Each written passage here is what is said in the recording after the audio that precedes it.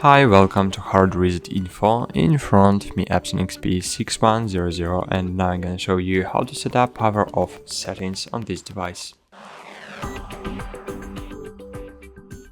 So power off settings help you to set the timer to turn off the printer automatically after a certain period of inactivity to save energy.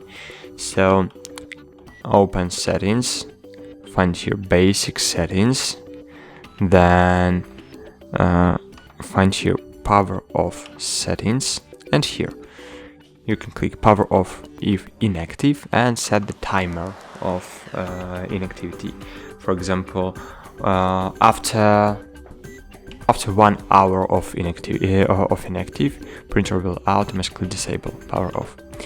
Or power off if disconnected. You can enable or disable this feature, so when it's disconnected from the network, so it will automatically power off. It's a good feature too. So that's it. It's all you need to know about this setting, and that's it. Thanks for watching, and bye. See you.